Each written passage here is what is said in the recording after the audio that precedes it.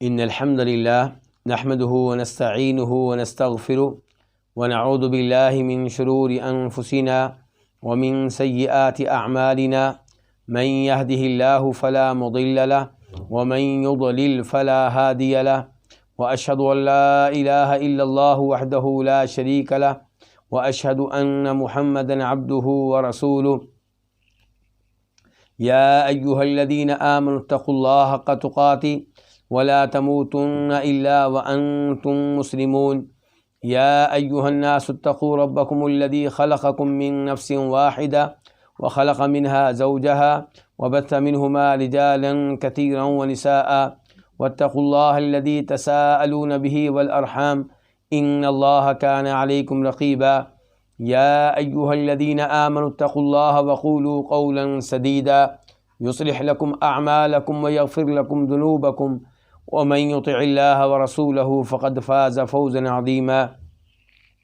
أما بعد فإن خير الحديث كتاب الله وخير الهدي هدي محمد صلى الله عليه وسلم وشر الأمور محدثاتها وكل محدثة بدعة وكل بدعة ضلالة وكل ضلالة في النار الوافی بما فی الصحیحین، اس کتاب کے 10 مقاصد ہیں۔ ان میں سے تیسرا مقصد وہ ہے جس کا تعلق عبادات سے ہے، اور اس مقصد میں کئی کتب ہیں۔ ان میں سے 12ویں کتاب کا تعلق حج عمرہ سے ہے، اور اس میں کئی فصلیں ہیں۔ ان میں سے پہلی فصل وہ ہے جس میں حج کے اعمال کا اور حج کے احکام کا تذکرہ ہے، اور اس پہلی فصل میں کئی ابواب ہیں۔ ان میں سے 14ویں باب کا آج ہم آغاز کریں گے۔ باب وجوہ الاحرام، احرام کی اقسام، احرام کی انواع، احرام کی اقسام، احرام کی مختلف شکلیں اور صورتیں۔ وہ کیا صورتیں ہیں، کیا اقسام ہیں؟ الافراد والتمتع والقران۔ احرام کی یعنی کہ جب آپ حج کی نیت کرتے ہیں، حج میں داخل ہوتے ہیں، حج کا احرام باندھتے ہیں، تو وہ 3 طرح کا حج ہوگا، 3 طرح کا احرام ہوگا، یا حج افراد کے لیے، یا حج تمتع کے لیے، یا حج قران کے لیے۔ حج افراد، افراد مفرد کس کو کہتے ہیں؟ اکیلے کو۔ تو حج مفرد وہ حج ہوگا جو عمرہ کے بغیر ہوگا، یعنی کہ میقات سے جب آپ حج کے مہینوں میں مکہ جا رہے ہوں گے تو آپ میقات سے نیت کریں گے صرف حج کی، عمرے کا کوئی ارادہ نہیں ہے، کوئی پروگرام نہیں ہے۔ تو آپ مکہ پہنچ کے کیا کریں گے؟ مکہ پہنچ کے آپ طواف قدوم کریں گے، یعنی کہ مکہ میں آنے کا، بیت اللہ میں آنے کا طواف قدوم آنے کو کہتے ہیں۔ گویا کہ آپ اس کو ایسے کہہ سکتے ہیں جیسے کسی مسجد میں جائیں تو آپ پہلے کیا کرتے ہیں؟ 2 رکعتیں ادا کرتے ہیں۔ تو ایسے ہی آپ مسجد حرام میں آتے ہیں تو پہلے آپ کیا کرتے ہیں؟ طواف قدوم کرتے ہیں۔ تو یہ طواف آپ کریں گے، اور اس کے بعد آپ صفا مروہ کی سعی کریں گے۔ اس کے بعد آپ حالت احرام میں رہیں گے۔ کب تک؟ 8 تاریخ تک، اور 8 تاریخ کو باقاعدہ حج شروع ہو جاتا ہے۔ پھر آپ مینا جائیں گے، اور پھر آپ 9 تاریخ کو کہاں جائیں گے؟ عرفات میں، اور وہاں پورا دن گزارنے کے بعد شام کو آپ مزدلفہ آ جائیں گے۔ فجر کی نماز مزدلفہ میں ادا کریں گے تو کون سی تاریخ شروع ہو جائے گی؟ 10 تاریخ۔ 10 تاریخ کو آپ مینا میں دوبارہ آئیں گے، اور پھر آپ بڑے جمرے کو کنکریاں ماریں گے، اور اسی دن آپ جانور بھی قربانی کا ذبح کریں گے، لیکن حج افراد میں قربانی نہیں ہوتی۔ حج افراد میں قربانی واجب نہیں ہے۔ اور آپ سر کے بال منڈوائیں گے، پھر آپ بیت اللہ کا طواف کریں گے، صفا مروہ کی سعی کریں گے۔ اور صفا مروہ کی سعی حج افراد میں 1 بار ہے۔ کتنی بار ہے؟ 1 بار۔ چاہے آپ طواف قدوم کے ساتھ کر لیں، طواف قدوم وہ جو آپ نے اس موقع پہ کیا تھا جب آپ مکہ پہنچے تھے، داخل ہوئے تھے، اور چاہیں تو آپ 10 تاریخ کے طواف کے ساتھ کر لیں۔ حج افراد کرنے والے پہ کتنی صفا مروہ کی سعی ہے؟ 1۔ چاہے پہلی دفعہ پہلے طواف کے ساتھ کر لے، چاہے 10 طریق کے طواف کے ساتھ کر لے۔ 10 طریق کے طواف کو طواف افاضہ کہتے ہیں، افاضہ کا معنی ہوتا ہے لوٹنا، یعنی کہ یہ وہ طواف ہے جو عرفات سے واپسی پہ ہوتا ہے. یعنی کہ آپ مکہ چھوڑ کے چلے گئے تھے کہاں، مینا، پھر آپ عرفات چلے گئے تھے، عرفات سے واپس آئے ہیں، تو اب واپسی پہ آپ نے طواف کیا ہے، تو اس کو طواف افاضہ بھی کہتے ہیں، طواف زیارت بھی کہتے ہیں. یعنی کہ دوبارہ سے آپ زیارت کرنے آئے ہیں کس کی، بیت اللہ کی. اور اس کو طواف رکن بھی کہتے ہیں، کیونکہ جیسے نماز سورہ فاتحہ کے بغیر نہیں ہوتی تو ہم کہتے ہیں کہ سورہ فاتحہ نماز کا کیا ہے، رکن ہے. ایسے ہی یہ طواف 10 طریقہ کا طواف جو ہے یہ حج کا کیا ہے، رکن ہے. تو اس کو طواف رکن بھی کہتے ہیں، طواف افاضہ بھی کہتے ہیں، طواف زیارت بھی کہتے ہیں. تو اس کے بعد پھر آپ دوبارہ مینا میں آ جائیں گے. 11 کو 12 کو آپ مینا میں رہیں گے. ظہر کے بعد زوال کے بعد آپ تینوں جمرات کو 7 کنکریاں ماریں گے اور راتیں بھی ادھر گزاریں گے. اور 12 تاریخ کو زوال کے بعد، ظہر کے بعد یا عصر کے بعد کنکریاں مار کے آپ مینا سے واپس مکہ آ سکتے ہیں. آپ کا حج ختم ہوا، صرف الوداعی طواف باقی رہ گیا ہے. اور اگر آپ چاہیں تو آپ مزید ایک رات وہاں پہ رہیں اور 13 تاریخ کو آپ ظہر کے بعد زوال کے بعد کنکریاں ماریں اور پھر آپ مکہ آ دیں. تو آپ کی ذمہ کیا رہ گیا، صرف الوداعی طواف. یہ کیا حج افراد. تو حج افراد میں قربانی واجب نہیں ہے اور اس میں عمرہ بھی نہیں ہے. اور ایک ہے حج قران. قران اس کا معنی جوڑنے کا ہوتا ہے، جڑنے کا ہوتا ہے، ملنے کا ہوتا ہے، ملانے کا ہوتا ہے. تو حج قران کو حج قران کیوں کہتے ہیں؟ کیونکہ اس میں عمرہ اور حج دونوں آپس میں مل جاتے ہیں، آپس میں مکس ہو جاتے ہیں، حتیٰ کہ عمرے اور حج کی الگ سے جو شناخت ہوتی ہے وہ بھی موجود نہیں رہتی. تو حج قران کا طریقہ بالکل وہی ہے جو حج افراد کا ہے. فرق کیا ہے کہ حج قران میں قربانی واجب ہے. حج قران میں قربانی کیا ہے، واجب ہے. اور اگر آپ قربانی کی استطاعت نہیں رکھتے تو پھر آپ پہ 10 روزے واجب ہیں. 3 آپ حج کے دوران رکھیں گے اور 7 واپسی پہ اپنے گھر میں جا کر رکھیں گے. تو حج قران حج افراد میں فرق کیا ہوا، قربانی کا، کہ حج افراد میں قربانی واجب نہیں ہے اور حج قران میں قربانی واجب ہے. حج افراد میں عمرہ نہیں ہے، حج قران میں عمرہ ہے لیکن حج کے ساتھ مکس ہو جاتا ہے. یعنی کہ آپ میقات سے جب آئیں گے حج کرنے کے لیے، مکہ میں داخل ہوں گے تو آپ کون سا طواف کریں گے، طواف قدوم. اب آپ صفا مروہ کی سعی طواف قدوم کے ساتھ کر لیں یا اس کو لیٹ کر کے کب کر لیں، 10 تاریخ کو طواف افاضہ کے ساتھ. اس کے بعد آپ مکہ میں رہیں گے، حالت احرام میں رہیں گے. 8 تاریخ کو پھر آپ مینا میں جائیں گے اور وہی اعمال کریں گے جو آپ نے حج افراد میں کیے تھے. میرے خیال میں دوبارہ تذکرہ کرنے کی ضرورت نہیں ہے. اس کے بعد رہ گیا حج تمتع. تمتع کا مطلب ہوتا ہے فائدہ اٹھانا. حج تمتع کرنے والا صحیح معنوں میں فائدہ اٹھاتا ہے. ویسے تو حج قران کے اوپر بھی کبھی کبھی حج تمتع کا لفظ بول دیا جاتا ہے، کیونکہ حج قران میں بھی آپ فائدہ اٹھا رہے ہیں. کیا فائدہ اٹھا رہے ہیں کہ ایک سفر میں آپ نے عمرہ بھی کر لیا اور حج بھی کر لیا. حج افراد والا جو ہے وہ صرف حج کرے گا، عمرے کے لیے اسے پھر کبھی آنا پڑے گا یا پہلے کبھی آیا ہوگا. لیکن حج قران میں آپ نے ایک ہی سفر میں کیا کر لیا ہے، عمرہ اور حج دونوں کر لیے ہیں. تو فائدہ تو اٹھایا آپ نے، لیکن جتنا فائدہ حج تمتع میں اٹھاتے ہیں اتنا حج قران میں نہیں. اس لیے حج قران کو حج قران کہتے ہیں اور عام طور پہ اسے حج تمتع نہیں کہتے، لیکن کبھی کبھی کہہ بھی لیتے ہیں. حج تمتع اس میں صحیح معنوں میں فائدہ اٹھایا جاتا ہے. کیسے؟ آپ میقات سے آئیں گے تو صرف عمرے کی نیت کریں گے. عمرہ آپ نے کر لیا. عمرہ کیسے کریں گے؟ یعنی کہ آپ مکہ میں پہنچیں گے تو طواف کریں گے. تو یہ طواف قدوم جو ہوگا یہ نفلی طواف نہیں ہوگا آپ کا، یہ آپ کا عمرے کا وہ طواف ہوگا جو رکن ہے. کس کا رکن ہے؟ عمرے کا رکن. یعنی کہ یہ ایسے ہی ہے جیسے آپ مسجد میں جاتے ہیں تو ظہر کی نماز قائم ہو جاتی ہے، تو آپ ظہر کی نماز پڑھتے ہیں تو وہ ظہر کی نماز آپ کے لیے تحیۃ المسجد بھی بن جاتی ہے. لیکن کیا وہ نفل ہے؟ نہیں، فرض نماز ہے، ظہر کی 4 رکھتے ہیں. تو ایسے ہی یعنی کہ حج تمتع کرنے والا جب مکہ پہنچے گا پہلے عمرہ کرے گا تو جو پہلا طواف کرے گا وہ اگرچہ طواف قدوم بھی بن رہا ہے لیکن وہ سنت یا نفل طواف نہیں ہے بلکہ رکن ہے، فرض ہے، ضروری ہے، لازمی ہے. اس کے بغیر عمرہ نہیں ہے.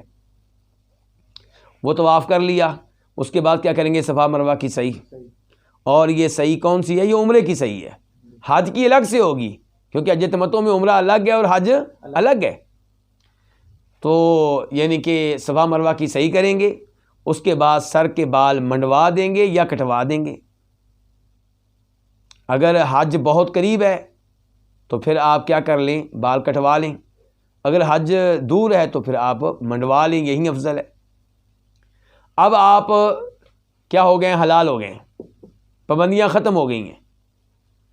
اب 8 تاریخ تک، حج کا دن آنے تک آپ حلال رہیں گے.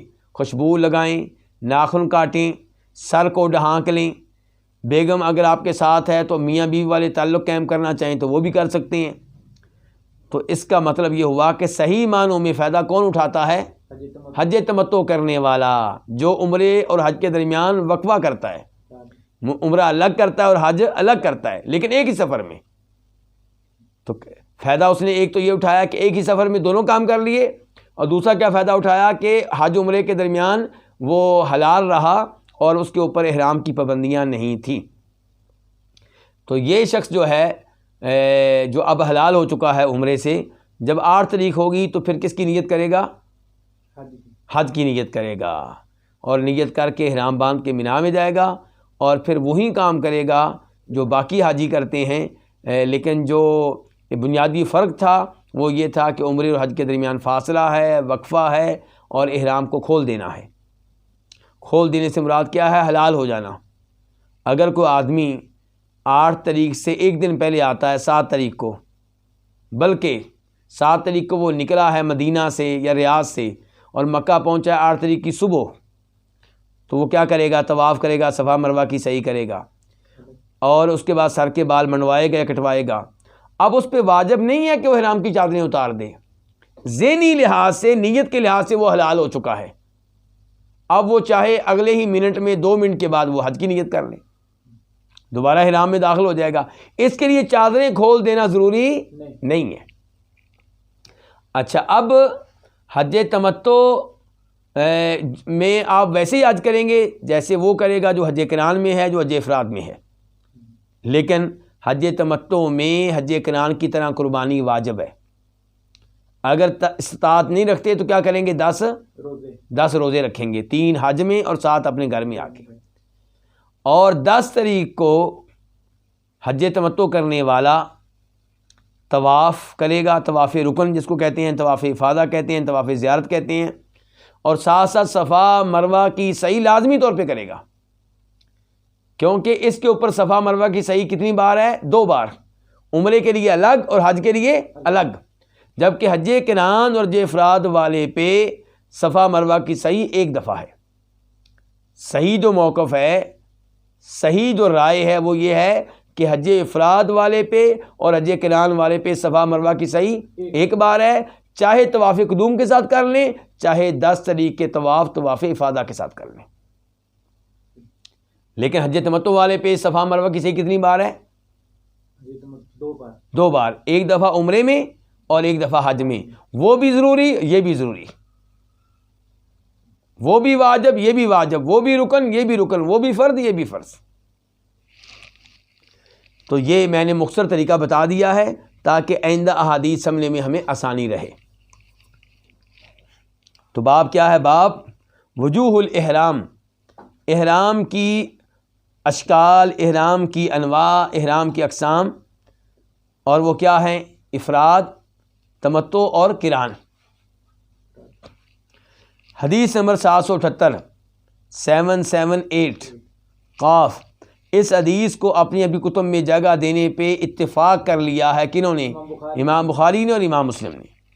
ان عائشہ رضی اللہ عنہا، روایت ہے ام المؤمنین عائشہ رضی اللہ تعالیٰ عنہا سے، زوج النبی صلی اللہ علیہ وسلم، جو کہ نبی علیہ الصلوۃ والسلام کی کیا ہیں؟ وائف ہیں.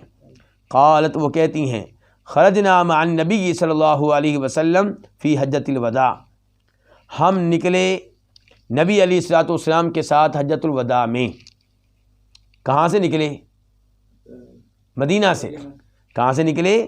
مدینہ سے. اور کب نکلے تھے؟ تقریباً 26 ذی القعدہ بنتی ہے. 26 ذوالقعدہ بنتی ہے.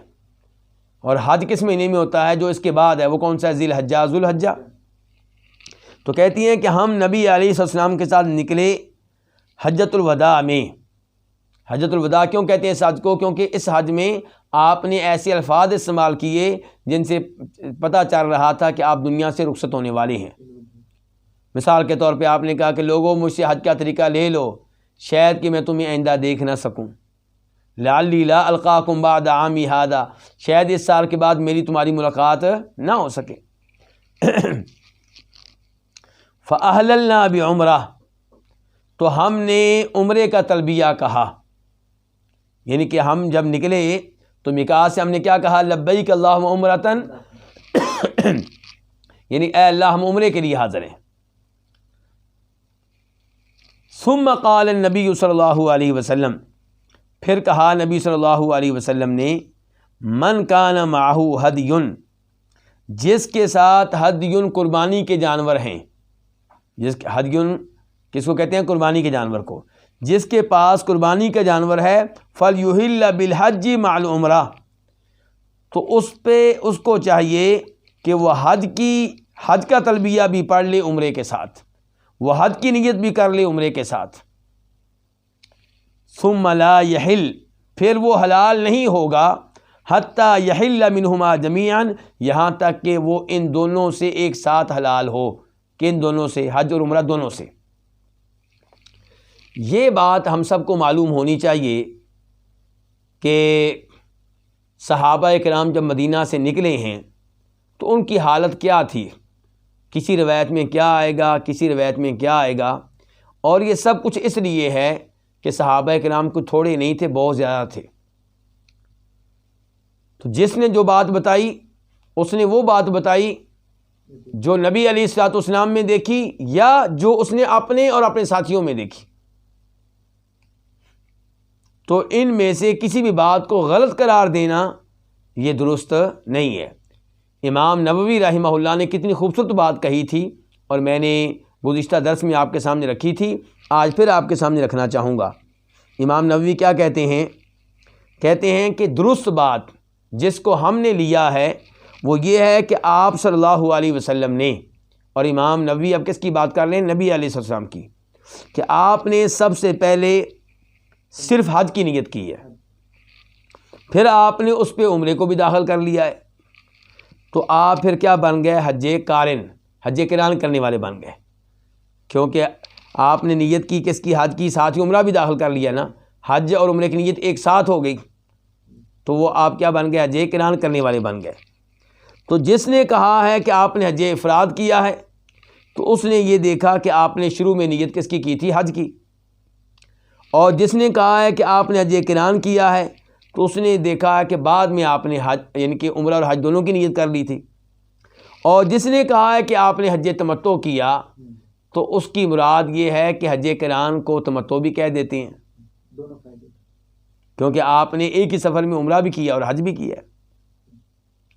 تو باقی رہے صحابہ کرام، تو کسی نے نیت کی ہے کس کی؟ حج قران کی، اور کسی نے صرف عمرے کی نیت کی ہے، اور کسی نے صرف حج کی ہے. تو لوگوں کے مختلف احوال تھے.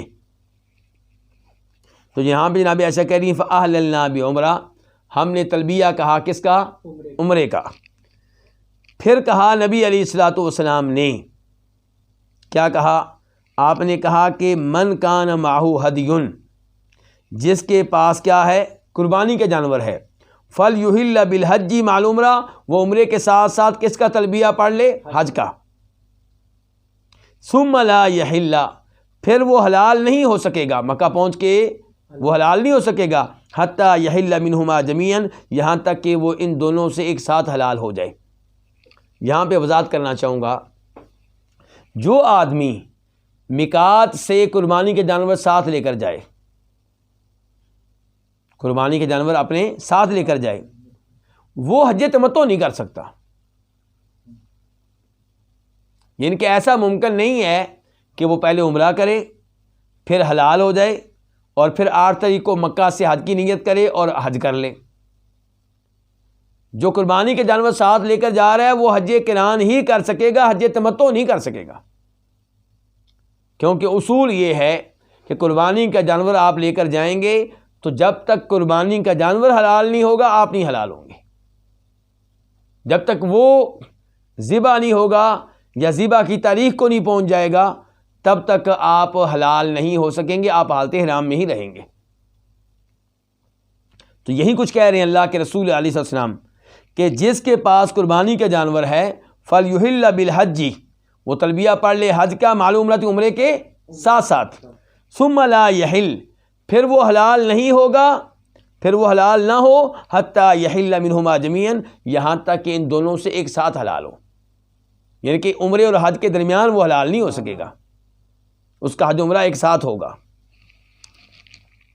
یہاں پہ ایک وضاحت میں اور بھی کرنا چاہوں گا، بہت سے لوگ یہ سمجھتے ہیں کہ حج قران وہی کر سکتا ہے جو قربانی کا جانور میقات سے ساتھ لے کر آئے، جبکہ یہ بات صحیح نہیں ہے۔ بات اس کے الٹ ہے، کیا کہ جو قربانی کا جانور میقات سے ساتھ لے کر جا رہا ہے حج کے موقع پہ وہ حج قران ہی کر سکے گا، حج تمتع نہیں کر سکے گا، لیکن اس کا مطلب یہ نہیں ہے کہ جو قربانی کا جانور ساتھ لے کر نہیں جا رہا وہ حج قران نہیں کر سکتا۔ بات واضح ہو رہی ہے؟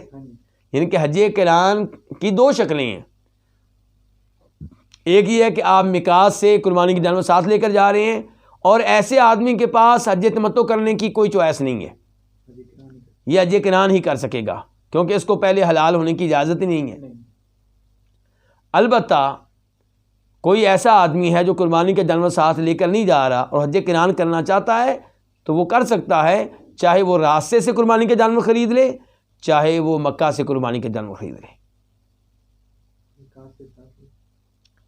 یعنی کہ کہیں سے بھی خرید لے، مکہ سے خرید سکتا ہے، یعنی کہ مکہ میں پہنچ کر مکہ سے بھی خرید سکتا ہے، تو اگر وہ حج عمرے کی نیت ایک ساتھ کر لیتا ہے تو اس کا حج قران ہوگا۔ جناب عائشہ فرماتی ہیں اس کے بعد فقدمت مکہ، تو میں مکہ آئی، مکہ پہنچی، وَأَنَا حَائِضٌ، اس حالت میں کہ مجھے حیض آ چکے تھے۔ مکہ سے پہلے مقام آتا ہے، جگہ آتی ہے مقام صرف، اب تو مکہ کا حصہ بن چکا ہے۔ وہاں جب جناب عائشہ پہنچی تھی تو انہیں حیض کا خون شروع ہو گیا۔ اور یہاں پہ میں اپنے اردو سپیکنگ بھائیوں سے کہوں گا کہ اللہ کے لیے میری بات دھیان سے سنیے گا، اردو سپیکنگ لوگوں کے ساتھ جب عورتیں آتی ہیں عمرے کے لیے، حج کے لیے، جب انہیں حیض کا خون آتا ہے تو احرام کھول دیتی ہیں، حلال ہو جاتی ہیں، وہ سمجھتی ہیں کہ بس کہانی ختم ہوئی، جبکہ یہ بات غلط ہے۔ حج اور عمرہ دو ایسی عبادات ہیں جن کے بارے میں اللہ نے کہا ہے وَأَتِمُّ الْحَجَّ وَالْعُمْرَةَ لِلَّهِ، حج اور عمرے کو کیا کرو؟ مکمل کرو، یعنی کہ ان کو ادھورا چھوڑنے کی اجازت نہیں ہے۔ آپ چاہے نفلی حج کر رہے ہوں، چاہے نفلی عمرہ کر رہے ہوں، اپنی مرضی سے حج کر رہے ہیں، شریعت نے آپ پہ حج واجب قرار نہیں دیا، اپنی مرضی سے عمرہ کر رہے ہیں، شریعت عمرہ آپ کے اوپر واجب قرار نہیں دیا، پھر بھی آپ درمیان میں چھوڑ کے احرام کھول کے واپس گھر نہیں آ سکتے، اس کام کو مکمل کرنا پڑے گا، اس کام کو کیا کرنا پڑے گا؟ مکمل کرنا پڑے گا، چاہے حیض کا خون آ جائے۔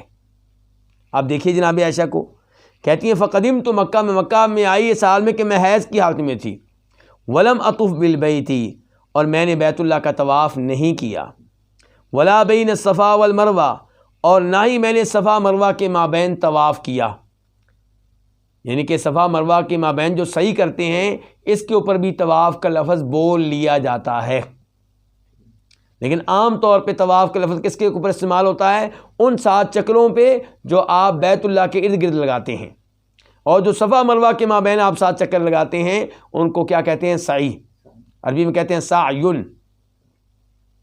لیکن کبھی کبھار کسی حدیث میں صفا مروہ کے مابین جو آپ چکر لگاتے ہیں ان کو بھی طواف کہہ لیتے ہیں، لیکن وہاں پہ کوئی نہ کوئی قرینہ ہوگا، علامت ہوگی، دلیل ہوگی جس سے پتہ چل رہا ہوگا کہ یہاں پہ طواف سے مراد وہ طواف ہے جو صفا مروہ کے مابین ہے۔ عام طور پہ طواف کا لفظ بولا جائے تو مراد کیا ہوگا؟ کعبہ شریف کے چکر. لیکن اگر صفا مروہ کے مابین چکروں کو طواف کہا جا رہا ہوگا تو وہاں پہ کوئی علامت ہوگی، کوئی قرینہ ہوگا، کوئی نشانی ہوگی جس سے پتہ چلے گا کہ آج اور یہاں طواف کا لفظ سعی پہ بولا جا رہا ہے.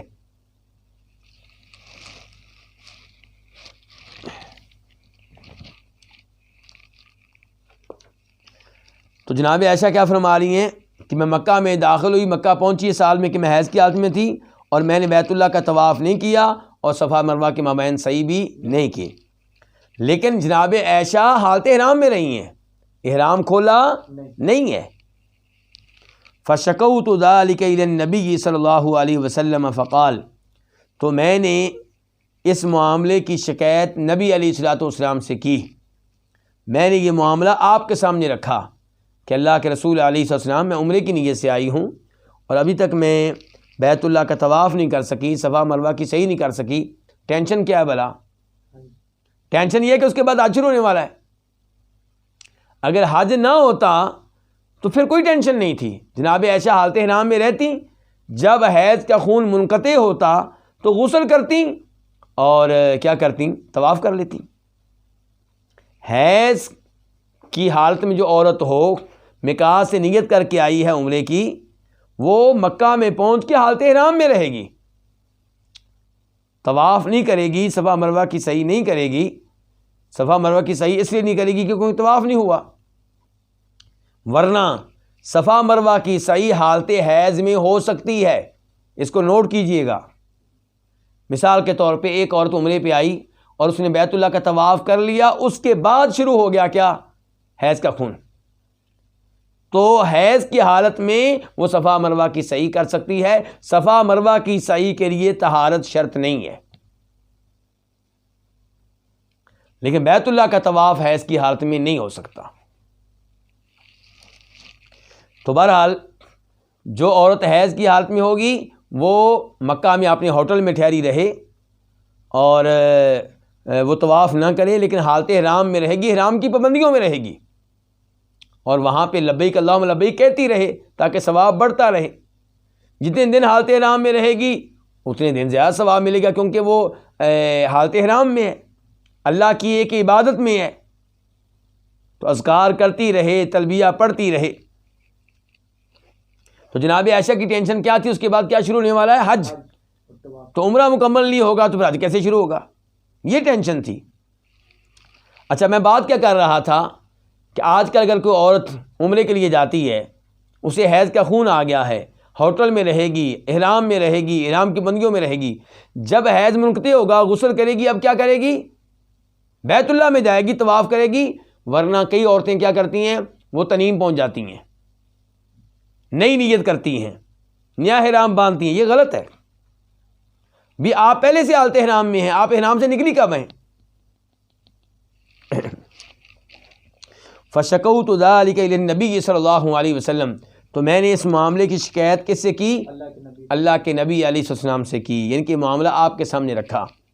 فقال، تو آپ نے کہا، انقضی رأسکی، اپنے سر کو کھول دو، یعنی کہ اپنے سر کے بالوں کی مینڈیاں کھول دو. انقضی رأسکی، اپنے سر کو کھول دو، یعنی کہ سر کے بالوں کو کھول دو. وامتشطی، اور کیا کر لو؟ کنگھی کر لو.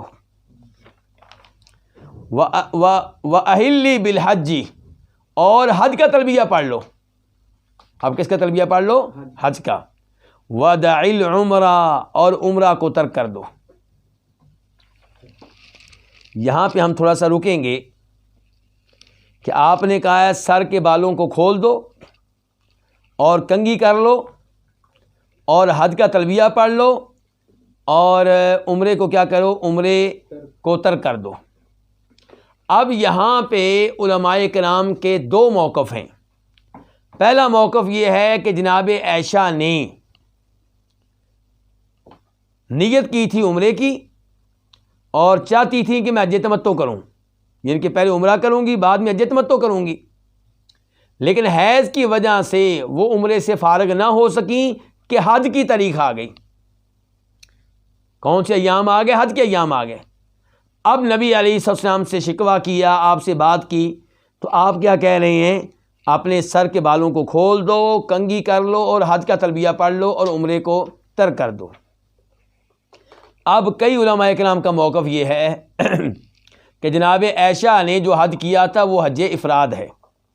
وہ کون سا حج ہے؟ حج افراد، صرف حج کیا ہے، کیونکہ عمرہ تو اللہ کے رسول نے کہا چھوڑ دو، اور اسی لیے اللہ کے رسول نے کہا کہ سر کے بالوں کو اب کھول لو، کنگھی کر لو، یعنی کہ تم حالت احرام سے باہر نکل گئی ہو۔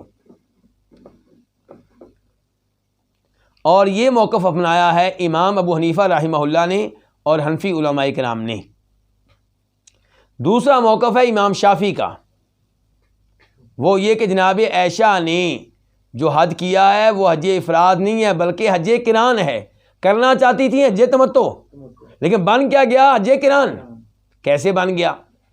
کہ وہ عمرے کی حالت میں ہے اور عمرے میں ہی ہے تو اوپر سے حج کی نیت کر لی، حج کا تلبیہ پڑھ لیا ہے، تو عمرہ اور حج کیا ہو گیا؟ ایک ہو گئے۔ تو یہ صورتحال پھر کیا بنی؟ حج قران کی بنی ہے۔ ان دونوں میں سے کون سا موقف بہتر ہے؟ میری رائے کے مطابق واللہ عالم امام شافعی کا موقف بہتر ہے۔ کون سا موقف بہتر ہے؟ امام شافعی رحمہ اللہ کا۔ تو اب امام شافعی پہ پھر اعتراض شروع ہو گیا کہ آپ کہتے ہیں کہ جناب عائشہ عمرے کے احرام سے باہر نہیں نکلی، عمرے پہ ہی حج کی نیت کر لی، پہلے بھی حالت احرام میں تھی، اس کے اوپر اضافہ کر لیا کس کا؟ حج کا۔ پہلے بھی حالت احرام میں تو اب بھی حالت احرام میں۔ تو اعتراض یہ ہوتا ہے کہ پھر اللہ کے رسول کیوں کہہ رہے ہیں کہ سر کے بالوں کو کھول لو، کنگھی کر لو، حج کی نیت کر لو، عمرہ ترک کر دو؟ اللہ کے رسول کیا کہہ رہے ہیں؟ عمرہ ترک کر دو۔ تو امام شافعی کہتے ہیں کہ آپ اگر میری طرح، یہ میں امام شافعی کا موقف بیان کر رہا ہوں اپنے الفاظ میں، لیکن یعنی کہ ان کی باتوں کا خلاصہ، تو امام شافعی یہ کہنا چاہیں گے آپ سے کہ اگر آپ میری طرح جناب عائشہ کے اس عمرے اور حج کے بارے میں تمام احادیث کو سامنے رکھیں گے تو آپ کو اسی نتیجے پہ پہنچنا پڑے گا کہ جناب عائشہ کا جو حج تھا وہ حج قران تھا۔ باقی رہا مسئلہ ان الفاظ کا، تو ان الفاظ میں کہا گیا کہ سر کے بال کھول لیں، تو سر کے بال حالت احرام میں کھولنا کون سا منع ہے؟ کنگھی کرنا کون سا منع ہے؟ اگرچہ کوشش یہی ہونی چاہیے کہ آپ اس حالت میں کنگھی نہ کریں، کیونکہ حالت احرام میں جان بوجھ کے بال توڑنا، کاٹنا، کھینچنا، مونڈنا یہ غلط ہے۔ لیکن جیسا کہ پہلے بھی میں گزارش کر چکا ہوں، اگر ایک آدمی اس کو خارش ہو رہی ہے داڑھی میں یا سر کے بالوں میں، تو خارش کرتا ہے، بال گر جاتا ہے تو اس کے اوپر کچھ نہیں ہے۔ ایک آدمی غسل کی ضرورت محسوس کر رہا ہے، پسینہ آ رہا ہے، بدبو آ رہی ہے، کوئی بھی مسئلہ ہے اس کا دل کر رہا ہے میں غسل کروں، تو غسل کرنے کی اجازت ہے اس کو حالت احرام میں، کوئی پابندی نہیں ہے۔ اب بال گر جائے تو اس پہ کوئی جرمانہ نہیں ہے، شرط یہ ہے کہ اس کی نیت بال گرانے کی نہ ہو، اس کی نیت ہے غسل کرنے کی۔ غسل کی کوشش میں بالوں میں پانی داخل کرتے ہوئے یا صابن ایسا لگاتے ہوئے جس میں خوشبو نہ ہو، اگر اس کا کوئی بال گر جاتا ہے تو اس کے اوپر کچھ نہیں ہے۔ وضو کرتے ہوئے داڑھی کا خلال کرتے ہوئے بال گر جاتا ہے تو کچھ نہیں ہے۔ تو ایسے ہی ایک عورت اگر ضرورت محسوس کر رہی ہے کنگھی کرنے کی، اس کو خارش ہو رہی ہے، کوئی مسئلہ ہو رہا ہے، اس کا ارادہ نہیں ہے بال گرانے کا، تو کنگھی کرتی ہے، تو امام شافعی کہتے ہیں اس میں کوئی حرج نہیں ہے۔ اب جناب عائشہ کو امید تھی کہ میں عمرہ کروں گی، عمرے سے حلال ہو جاؤں گی، غسل کروں گی، کنگھی کروں گی، فریش ہو جاؤں گی، بال جو ہیں ان کا ان کے نئے سرے سے تازہ دم ہو جائیں گے، صفائی ہو جائے گی۔ لیکن اب وہ تو مسئلہ حل نہیں ہو سکا، اوپر سے حج شروع کرنا ہے، تو آپ نے اس لیے کیا کہہ دیا کہ اپنے سر کے بال کھول لو، کنگھی کر لو، اور اس کے بعد کیا کر لو؟ حج کی نیت کر لو۔ باقی رہا آپ کا یہ کہنا کہ عمرہ ترک کر دو، تو امام شافعی وغیرہ کہتے ہیں اس سے مراد یہ ہے کہ عمرے کے اعمال ترک کر دو، یعنی کہ عمرے کا طواف ترک کر دو، رہنے دو، اب عمرے کی سعی جو ہے صفا مروہ کی وہ اب رہنے دو، اور صفا مروہ کی سعی کے بعد جو سر کے بال کاٹنے تھے، موڑنے تھے، وہ اب رہنے دو۔ یہ مطلب ہے اس کا۔ داعی عمرہ کا مطلب کیا ہے کہ عمرے کے اعمال ترک کر دو۔ فعلتو، جناب عائشہ کہتی ہیں میں نے کر لیا، یعنی کہ جو کچھ آپ نے کہا تھا میں نے وہی کیا۔ کیا مطلب؟ سر کے بال کھولے، کنگھی کی، حج کا تلبیہ پڑھا، اور عمرے کے جو اعمال رہ گئے تھے ان کو ترک کر دیا، ان کو رہنے دیا۔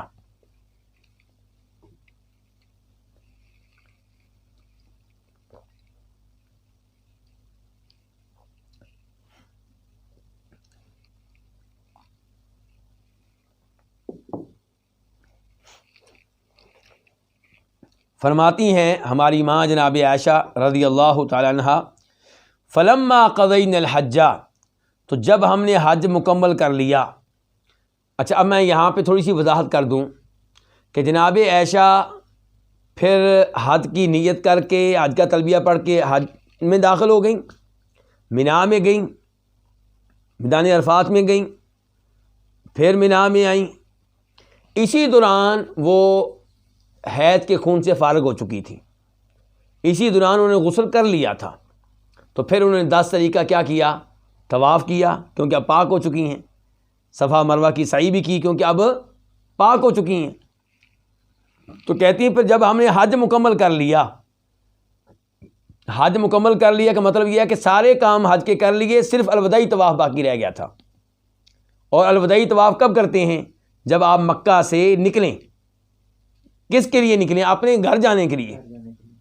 تو جب وہ کہہ رہی ہیں کہ جب ہم نے حج مکمل کر لیا، تو کہنا چاہتی ہیں کہ حج کے سارے اعمال کر لیے سوائے الوداعی طواف کے۔ کہتی ہیں فلما قضینا الحج، جب ہم نے حج مکمل کر لیا تو ارسلنی النبی صلی اللہ علیہ وسلم، تو مجھے بھیجا نبی علیہ الصلوۃ والسلام نے عبد الرحمن بن ابو بکر کے ساتھ تنعیم کی طرف۔ عبد الرحمن بن ابو بکر کون ہے؟ جناب عائشہ کے بھائی لگے نا، جناب عائشہ کے کیا لگے؟ بھائی۔ تو نبی علیہ السلام نے جناب عائشہ کو ان کے بھائی کے ساتھ کہاں بھیجا ہے؟ تنعیم۔ اچھا، جب تنعیم کیا چیز ہے یہ بھی وضاحت ہو جائے۔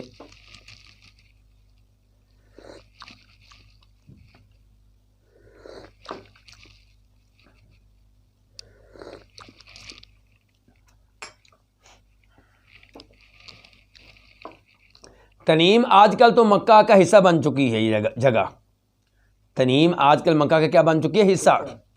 لیکن جس زمانے کی بات کر رہی ہیں جناب عائشہ، اس زمانے میں تنعیم مکہ سے باہر تھا، اور تنعیم وہ جگہ ہے جو مکہ کے حدود حرم سے باہر ہے۔ کس سے باہر ہے؟ حدود حرم سے باہر ہے۔ آپ جانتے ہیں کہ حرم کا مکہ کا ایریا چاروں جانب سے کچھ ایسا ہے جس کو حرم کہتے ہیں۔ تنعیم جو ہے یہ حرم کا حصہ نہیں ہے، یہ حرم سے باہر ہے۔ ایسے ہی میدان عرفات جو ہے حج میں، وہ بھی حرم سے باہر ہے، وہ بھی کیا حرم سے؟ مینا جو ہے وہ حرم کے اندر ہے۔ تو جناب ایسا کہتی ہیں مجھے بھیجا نبی صلی اللہ علیہ وسلم نے عبد الرحمن بن ابو بکر کے ساتھ، کہاں بھیجا؟ تنعیم۔ فاعتمرت، تو میں نے عمرہ کیا۔ تو کہاں سے عمرہ کیا؟ تنعیم سے کیا۔ یہاں پہ ایک تو یہ ہے کہ جناب عائشہ رضی اللہ تعالی عنہا نے عمرہ کب کیا ہے؟ پھر حج کے بعد کیا ہے۔ حج سے تو فارغ ہو چکی ہیں، حلال ہو چکی ہیں۔ الوداعی طواف جو کرتے ہیں وہ احرام کی چادروں میں نہیں کرتے، وہ تو نارمل کپڑوں میں کرتے ہیں۔ میرے کہنے کا مطلب یہ ہے کہ حج سے فارغ ہو چکی تھی مکمل طور پہ، تو بعد میں طواف کیا ہے۔ اب ہمارے حنفی بھائی وہ شافی لوگوں سے کہتے ہیں کہ تم تو کہتے ہو کہ حج قران کیا تھا۔ کیا کیا تھا؟ حج قران۔ تو پھر یہ بعد میں عمرہ کیوں ہو رہا ہے؟ اگر عمرہ وہ ہو گیا تھا قران کے ساتھ ہی، حج کے ساتھ ہی عمرہ ہو گیا تھا، تو یہ بعد میں عمرہ کیوں کیا ہے؟ اور جناب عائشہ کی دیگر روایات میں آتا ہے کہ جناب عائشہ نے اللہ کے رسول سے بات کی تھی کہ اللہ کے رسول میرا عمرہ تو رہ گیا، تو تب آپ نے ان کے بھائی سے کہا تھا ان کو تنعیم سے عمرہ کراؤ۔ تو اگر عمرہ ہو چکا تھا تو یہ بعد میں عمرہ کیوں کرایا گیا؟ تو شافی لوگ کہتے ہیں کہ جناب عائشہ کا عمرہ حج کے ساتھ ہو چکا، حج قران کیا ہے، لیکن جناب عائشہ کی نیت کیا لے کر آئی تھیں؟ حج کے ساتھ عمرے کی یا الگ عمرے کی؟ الگ عمرے کی، مستقل عمرے کی۔ تو اس لیے وہ پریشان تھی کہ میں اس سعادت سے محروم رہ گئی ہوں، تو آپ نے پھر ان کو تنعیم سے عمرہ کروایا۔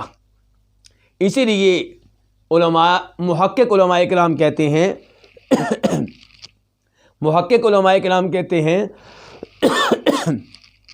کہ آج بھی اگر کوئی عورت حج کے لیے آتی ہے لیکن پہلے نیت کس کی کرتی ہے؟ عمرے کی۔ کون سا حج کرنا چاہتی ہے؟ حج تمتع۔ اور جناب عائشہ کی طرح عمرہ کرنے سے پہلے اسے حیض کا خون آ جاتا ہے، اور حیض کے خون سے پاک نہیں ہوتی، اوپر سے کیا شروع ہو جاتا ہے؟ حج۔ تو وہ بھی حج قران بنا لے جناب عائشہ کی طرح، اور بعد میں وہ بھی تنعیم سے عمرہ کر سکتی ہے جیسے جناب عائشہ نے کیا تھا۔ شیخ البانی رحمہ اللہ کہا کرتے تھے یہ تنعیم سے جو عمرہ ہے یہ حیض والیوں کا عمرہ ہے، یعنی کہ مردوں کا عمرہ نہیں ہے۔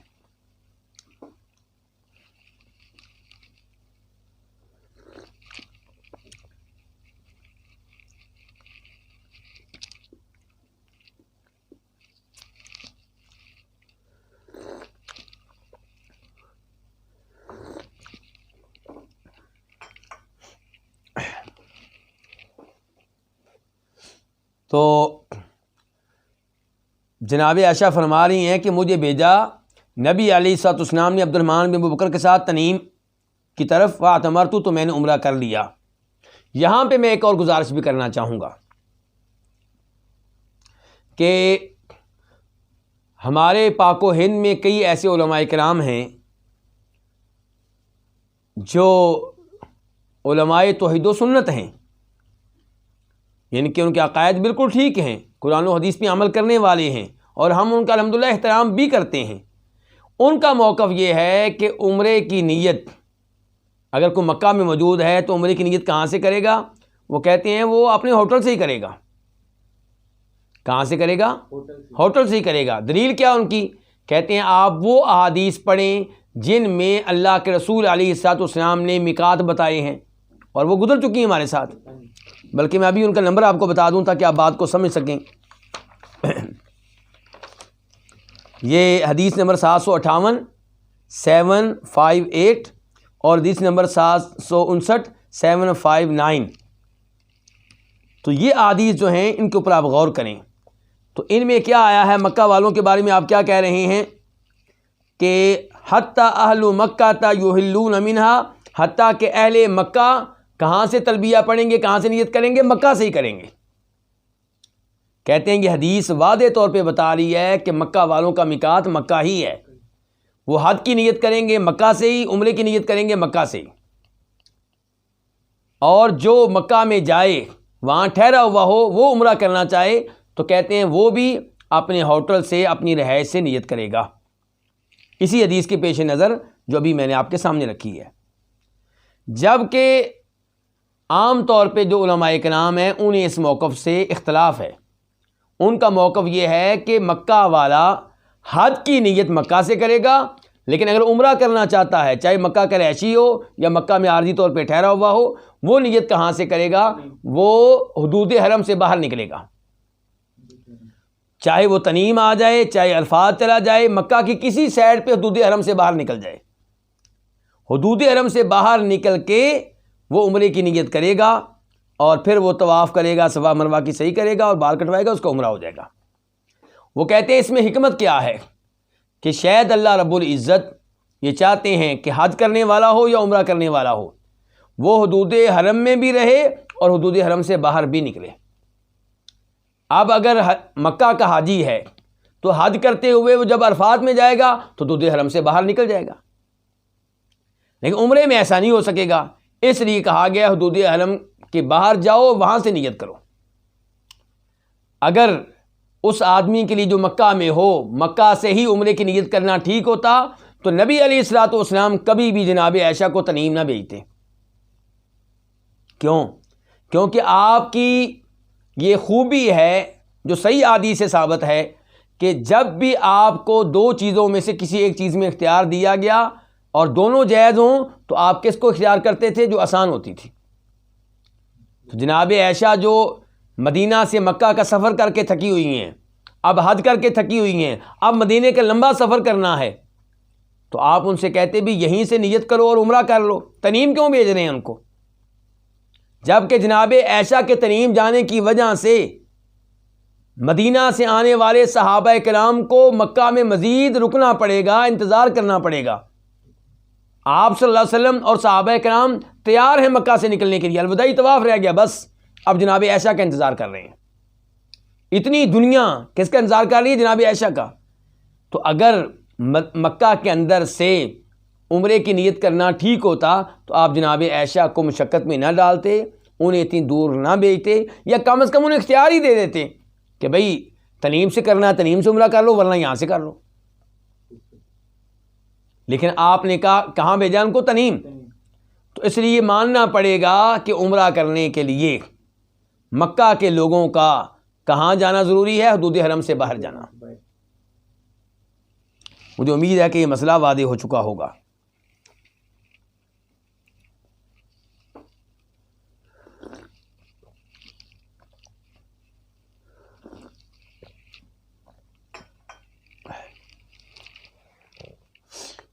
تو جہاں بھی ایسا کہتی ہیں تو میں نے عمرہ کر لیا۔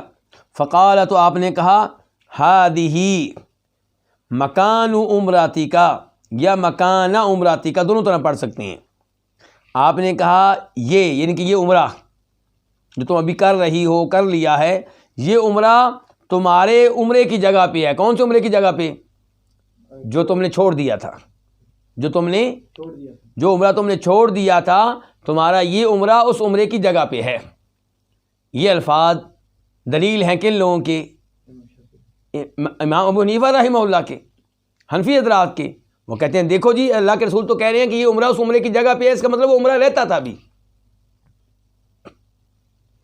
جبکہ امام شافعی رحمہ اللہ اور ان کے ماننے والے وہ یہ موقع پیش کرتے ہیں کہ جناب عائشہ کی خواہش کیا تھی؟ عمرہ الگ ہو یا حج کے ساتھ ہو؟ الگ ہو۔ حج تمتع کر رہی تھیں، جس میں عمرہ الگ ہوتا ہے، حج الگ ہوتا ہے۔ تو آپ کہنا چاہ رہے ہیں یہ ہے تمہارا عمرہ تمہارے اس عمرے کی جگہ جو تم الگ کرنا چاہتی تھی، مستقل کرنا چاہتی تھی۔ حج قران میں تمہارا عمرہ تو ہو گیا لیکن مستقل عمرہ نہیں ہو سکا، تو اب یہ جو عمرہ تم نے کیا ہے یہ اس مستقل عمرے کی جگہ پہ ہے۔ واضح ہو گیا؟ قالت، جناب عائشہ کہتی ہیں اب یہ احادیث جو ہیں آپ کی توجہ چاہتی ہیں، اور خصوصاً یہ الفاظ جو ابھی میں پڑھنے لگا ہوں یہاں پہ مجھے آپ کی مکمل توجہ چاہیے 100%۔ جناب عائشہ کہتی ہیں فطاف الذین کانوا احلوا بالعمرۃ بالبیت وبین الصفا والمروۃ ثم حلوا، تو طواف کیا ان لوگوں نے جنہوں نے صرف عمرے کا تلبیہ پڑھا تھا۔ طواف کس چیز کا کیا؟ بالبیت۔ بالبیت جو لفظ ہے اس کا تعلق ہے طافہ سے، یعنی کہ بیت اللہ کا طواف کیا ان لوگوں نے جنہوں نے صرف عمرے کا تلبیہ پڑھا تھا، وبین الصفا والمروہ، اور انہوں نے صفا مروہ کا بھی طواف کیا، ثم حلوا، پھر حلال ہو گئے۔ جناب عائشہ اب دوبارہ پیچھے چلی گئی ہیں۔ کہاں چلی گئی ہیں؟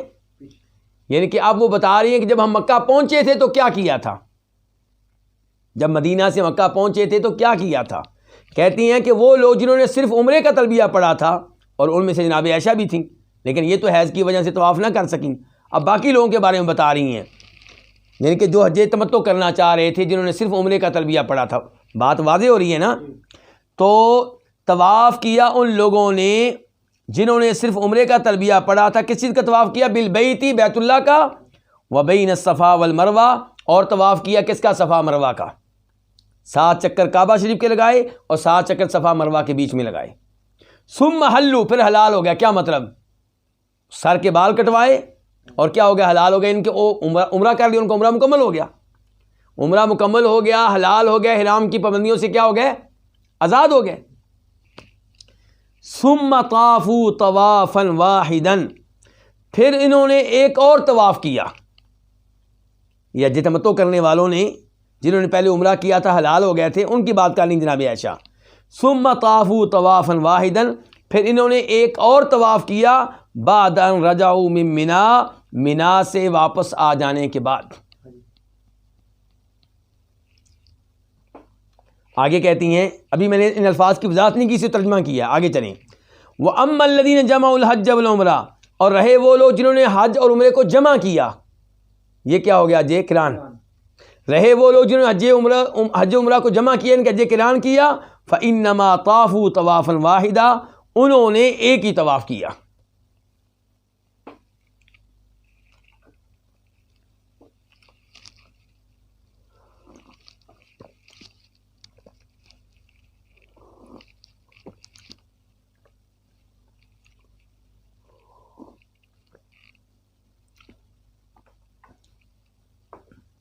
جب نبی صلی اللہ علیہ وسلم اور آپ کے ساتھی مکہ پہنچے ہیں تو سب نے آ کے بیت اللہ کا طواف کیا ہے، ٹھیک ہے جی۔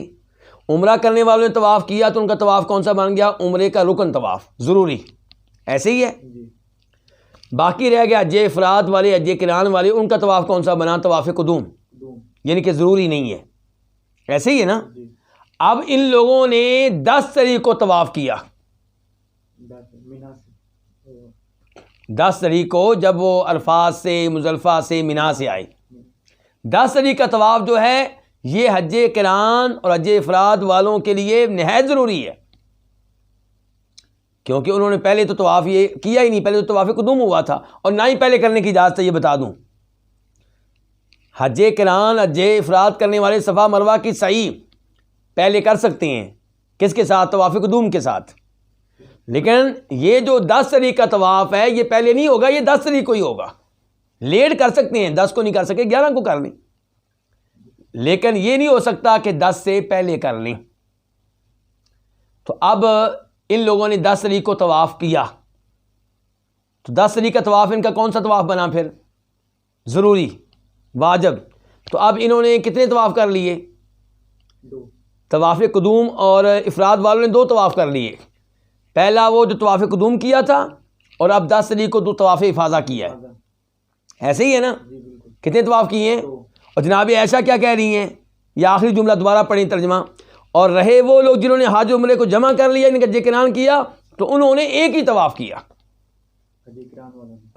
جناب عائشہ کہہ رہی ہیں انہوں نے ایک ہی طواف کیا، جبکہ میں آپ کو تفصیل بتا چکا ہوں کتنے طواف کیے تھے؟ 2، ایک طواف قدوم اور ایک طواف افاضہ۔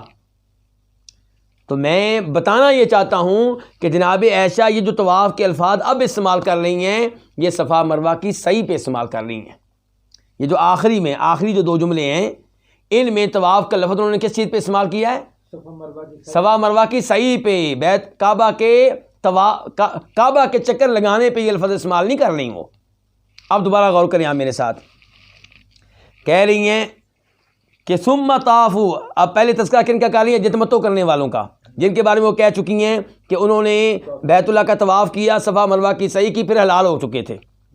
اب ان کے بارے میں کیا کہہ رہی ہیں؟ کن کے بارے میں؟ حج تمتع کرنے والوں کے بارے میں کہہ رہی ہیں ثم طافوا طوافا واحدا، پھر انہوں نے ایک اور طواف کیا، پھر انہوں نے ایک اور طواف کیا، بعد ان رجعوا من مینا سے واپس آ جانے کے بعد۔ تو یہ طواف کس کا طواف ہے؟ یہ کعبہ کا بھی اور صفا مروہ کی سعی بھی، ٹھیک ہے؟ کیونکہ کون ہے یہ حج تمتع والے ہیں۔ حج تمتع والوں کا ایک کعبہ کا طواف اور صفا مروہ کی سعی عمرہ میں تھی، وہ ختم ہوئی کہانی، اور اب حج ہے، اور حج میں الگ سے طواف بھی ہے اور صفا مروہ کی سعی بھی ہے۔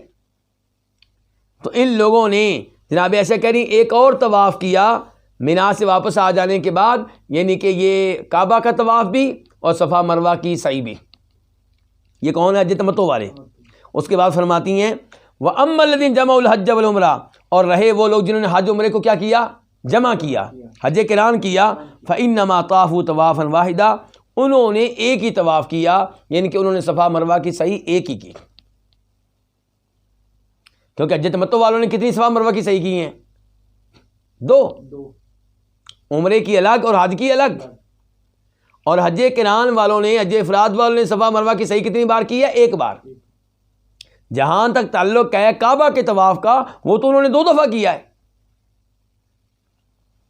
کتنی بار کیا ہے؟ 2 دفعہ۔ تو جب جناب عائشہ کہہ رہی ہیں کہ وہ لوگ جنہوں نے حج عمرے کو جمع کیا انہوں نے ایک ہی طواف کیا، تو اس سے مراد کیا لے رہی ہیں؟ صفا مروہ کی سعی۔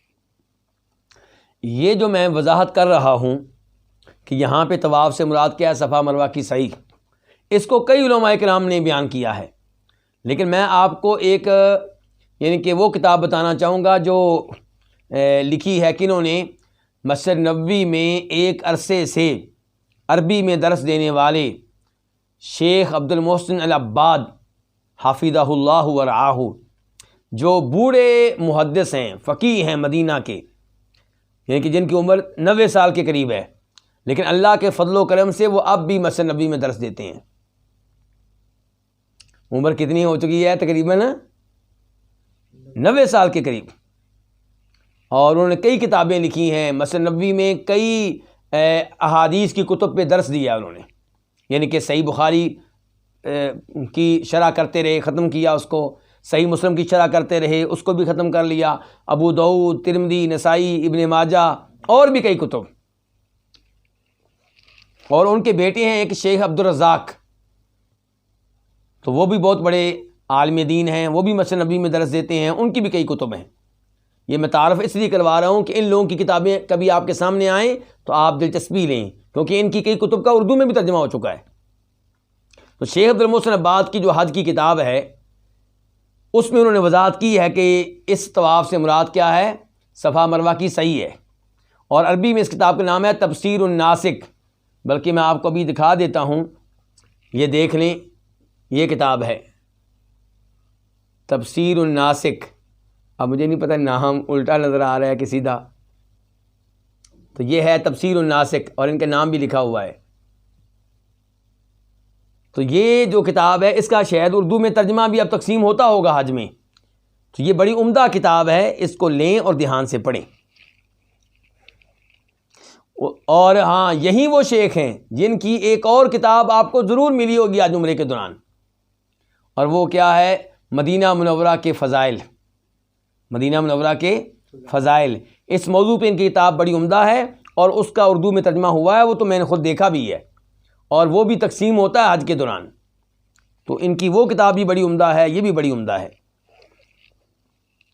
اب آگے ہم پڑھتے ہیں، وفی روایت لہما، اور ان دونوں کی ایک روایت میں ہے، کہ ان دونوں کی ایک روایت میں، بخاری اور مسلم کی، یعنی کہ بخاری مسلم کی ایک اور روایت میں کیا آتا ہے کہ قالت، انہوں نے کہا، کنہوں نے، جناب عائشہ نے، کہ خرجنا موافین لہلال ذی الحجہ، کہ ہم نکلے کہاں سے، مدینہ سے، ہم مدینہ سے نکلے جب کہ ذی الحجہ کا چاند نکلنے کے قریب تھا۔ میں نے کیا بتایا تھا، کس طریقے کو نکلے تھے، تقریباً 26 ذی الحجہ کو۔ کب نکلے تھے؟ 26 ذی القعدہ کو، 26 ذی القعدہ کو۔ اس کا مطلب ہے کہ ذی الحجہ کا چاند نظر آنے والا ہے، وہ قریب ہے، چند دنوں کے بعد نظر آ جائے گا۔ تو یہ کہہ رہی ہیں جناب عائشہ، کہتی ہیں خرجنا، ہم نکلے، موافین لہلال ذی الحجہ، جب کہ ذی الحجہ کا چاند نکلنے والا تھا، نکلنے کے قریب قریب تھا۔ فقال رسول اللہ صلی اللہ علیہ وسلم، تو فرمایا رسول اللہ صلی اللہ علیہ وسلم نے، من احب ان یحل بعمرۃ فلیحلل، جو چاہے کہ عمرے کا تلبیہ کہے، فلیحلل، وہ عمرے کا تلبیہ کہہ لے، یعنی کہ جو عمرہ کرنا چاہتا ہے وہ کیا کر لے، عمرے کا تلبیہ کہے۔ یعنی کہ جا رہے تھے حج کے لیے، ایسے ہی نا، اعلان تو یہی ہوا تھا کہ حج کے لیے جا رہے ہیں، تو اب آپ کیا کہہ رہے ہیں، جو حج سے پہلے عمرے کا تلبیہ کہنا چاہتا ہے میقات سے، تو وہ عمرے کی نیت کر لے، یعنی کہ وہ پہلے عمرہ کر لے گا، بعد میں حج کر لے گا۔ اور یہاں پہ یہ بات میں واضح کر دوں، جس کا آگے تذکرہ آنے والا ہے، کہ نبی علیہ الصلوۃ والسلام کے اس حج سے پہلے، جس میں آپ لوگوں کو ترغیب دے رہے ہیں کہ پہلے عمرہ کر لو، بعد میں کیا کر لو، حج، آپ کے اس عمل سے پہلے دنیا یہ سمجھتی تھی، لوگ یہ سمجھتے تھے کہ حج کے مہینوں میں عمرہ کرنا جائز نہیں ہے، حج کے مہینوں میں عمرہ کرنا جائز نہیں ہے۔ تو اس لیے آپ کو بار بار لوگوں سے کہنا پڑا کہ عمرہ کر لو، لوگوں کے دل مانتے نہیں تھے، اوپر سے دیکھ رہے تھے کہ اللہ کے رسول خود نہیں کر رہے، کیونکہ آپ تو حج قران کر رہے ہیں جس میں عمرہ مکس ہے، جس میں کیا عمرہ مکس ہے، اور حج تمتع میں عمرہ الگ ہوتا ہے، حج الگ ہوتا ہے۔ ترغیب آپ دے رہے ہیں حج تمتع کی کہ پہلے عمرہ الگ کرو پھر حج الگ کرو۔ اب لوگ ایک تو وہ ان کے ذہن میں پہلے سے بات بیٹھی ہوئی تھی کہ حج کے مہینوں میں عمرہ نہیں ہوتا، اوپر سے اللہ کے رسول خود نہیں کر رہے، صحابہ کرام سے کہہ رہے ہیں، اور صحابہ کرام وہ کام کرنا پسند کرتے تھے جو اللہ کے رسول خود کریں، تو صحابہ کرام کا دل نہیں مان رہا، تو اس لیے آپ کو بار بار کہنا پڑا۔ تو اس لیے ہم بھی آپ کیا کہہ رہے ہیں، من احب ان یحل بعمرۃ فلیحلل، جو عمرے کا تلبیہ کہنا چاہے فلیحلل، وہ عمرے کا تلبیہ کہہ دے، جو عمرے کی نیت کر کے تلبیہ کہنا چاہے وہ عمرے کی نیت کر کے تلبیہ کہہ دے۔ فإنی لولا انی اہدیت لأحللت بعمرہ، کیونکہ اگر یہ بات نہ ہوتی کہ میں قربانی کے جانور ساتھ لے کر آیا ہوں تو میں بھی عمرے کا تلبیہ کہتا۔ میں نے پہلے وضاحت کی تھی نا کہ جو میقات سے حج کا جانور ساتھ لے کر آئے تو وہ حج تمتع نہیں کر سکتا، وہ حج قران ہی کر سکے گا، کیونکہ اس کے لیے حکم یہ ہے کہ تمہاری قربانی جب تک ذبح نہیں ہوگی یا ذبح ہونے کی تاریخ نہیں آ جائے گی تب تک تم حلال نہیں ہو سکتے، تب تک تم احرام نہیں کھول سکتے، اور حج تمتع میں تو عمرہ کر کے احرام کھولنا ہوتا ہے۔ تو آپ قربانی کے جانور ساتھ لے کر گئے، اس لیے آپ نے حج قران کیا، اور آپ بار بار وضاحتیں فرماتے رہے کہ اگر مجھے یہ بات پہلے معلوم ہو جاتی جو بعد میں معلوم ہوئی ہے تو میں قربانی کے جانور ساتھ لے کر ہی نہ آتا اور میں عمرہ کرتا۔ تو پھر افضل حج کون سا ہوا؟ لیکن ہمارے حنفی بھائی اور دیگر لوگ کہتے ہیں کہ حج قران افضل ہے۔ کیوں؟ کیونکہ نبی علیہ السلام نے حج قران کیا ہے۔ اب یہاں پہ ہمارا امتحان ہے کہ ہم کس چیز کو سلیکٹ کریں۔ ایک ہے حج قران جو آپ نے کیا، اور ایک ہے حج تمتع جس کی آپ ترغیب دے رہے ہیں، تو افضل کیا ہوگا؟ حج تمتع۔ اگر حج قران افضل ہوتا تو لوگوں سے بھی کہتے ٹھیک ہے ابھی حج قران کرو۔ لوگوں کو تو آپ بار بار کہہ رہے ہیں بھائی تم حج تمتع کرو، وہ ان کا دل نہیں مانتا، آپ پھر بھی کہہ رہے ہیں تم حج تمتع کرو، اور وضاحتیں فرما رہے ہیں کہ اگر وہ بات مجھے پہلے معلوم ہو جاتی جو بعد میں معلوم ہوئی تو میں قربانی کے جانور ساتھ لے کر نہ آتا، میں بھی عمرہ کرتا یا ان کے حج تمتع کرتا۔ تو آپ کہہ رہے ہیں فإنی، کیونکہ میں، لولا، اگر یہ بات نہ ہوتی کہ انی اہدیت، کہ میں قربانی کے جانور ساتھ لے کر آیا ہوں، لأحللت بعمرہ، تو میں بھی عمرے کا تلبیہ پڑھتا، میں بھی عمرے کی نیت کرتا۔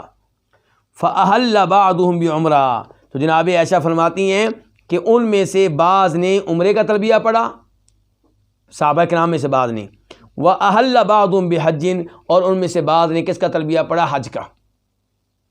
کس کا؟ حج کا، یعنی کہ یا حج افراد کر رہے ہیں یا حج قران کر رہے ہیں، اور جو انہوں نے عمرے کا پڑھا اس کا مطلب وہ کون سا حج کریں گے؟ حج تمتع۔ اس کے بعد وفی روایت لہما، اور ان دونوں کی ایک اور روایت میں ہے، بخاری مسلم کی ایک اور روایت میں کیا ہے جی؟ قالت، جناب عائشہ نے کہا تھا، یا رسول اللہ، اے اللہ کے رسول، اعتمرتم ولم اعتمر، آپ لوگوں نے عمرہ کر لیا اور میں نے عمرہ نہیں کیا۔ مراد کیا ہے؟ مستقل عمرہ، مراد کیا ہے؟ ورنہ وہ تو عمرہ ہو چکا ہے جو حج قران کے ضمن میں ہوا ہے، لیکن جناب عائشہ نیت لے کر آئی تھی مستقل عمرے کی۔ کیا نیت لے کر آئی تھی؟ مستقل عمرے کی۔ تو کہہ رہی اعتمرتم، آپ لوگوں نے عمرہ کر لیا اور میں نے عمرہ نہیں کیا۔ فقالت، تو آپ نے کہا، یا عبد الرحمن، اے عبد الرحمن، اذهب باختک، اپنی بہن کو لے جاؤ، فاعمرها من التنعیم، تو اسے عمرہ کراؤ کہاں سے؟ تنعیم سے۔ فاحقبها، تو عبد الرحمن نے جناب عائشہ کو اپنے پیچھے بٹھا لیا، علی ناقۃ، ایک اونٹنی پہ۔ فاعتمرت، تو جناب عائشہ نے کیا کیا؟ عمرہ کیا۔ یہاں پہ یہ بات قابل غور ہے کہ نبی علیہ الصلوۃ والسلام نے عبد الرحمن سے یہ نہیں کہا کہ تم بھی عمرہ کر لینا وہاں سے، حالانکہ عبد الرحمن نے ساتھ جانا تھا کہ نہیں جانا تھا؟ وقت تو لگنا ہی لگنا تھا۔ تو آپ کہتے بھی عبد الرحمن تم بھی عمرہ کر لو، تمہارے بھی 2 عمرے ہو جائیں گے۔ اسی لیے امام ابن القیم رحمہ اللہ یہ بات زور دے کر کہتے ہیں کہ نبی علیہ الصلوۃ والسلام سے ثابت نہیں ہے کہ آپ نے کبھی بھی ایسا عمرہ کیا ہو کہ مکہ سے اس لیے تھوڑا سا باہر نکلے ہوں تاکہ ایک عمرہ اور کر لوں؟ آپ نے دیکھا ہوگا آج کل ہمارے بھائی کیا کرتے ہیں، مکہ جا کے ایک عمرہ کر کے باہر نکلتے ہیں تنعیم سے ایک اور عمرہ، ایک اور عمرہ، ایک اور عمرہ، یہ پھپھو کے لیے، یہ خالہ کے لیے، یہ دادی کے لیے، یہ دادا کے لیے، ایک لمبی فہرست ہوتی ہے۔ تو امام ابن القیم کہتے ہیں ایسا کبھی نہیں ہوا کہ نبی علیہ الصلوۃ والسلام مکہ سے اس لیے تھوڑا سا باہر نکلے ہوں کہ میں اب احرام باندھ کے ایک عمرہ اور کر لوں۔ ایک سفر میں آپ نے ایک ہی عمرہ کیا ہے۔ تو اسی لیے ہمارے انڈین بھائی، پاکستان کے بھائی، بنگلہ دیش کے بھائی، افغانستان کے بھائی، یہ پھر نیپال کے مسلمان بھائی، تو یہ لوگ جو ہیں جب عمرہ کرنا چاہیں تو طریقہ کار کیا ہوگا کہ یہ جائیں اپنے ملک سے جائیں تو کہاں اتریں؟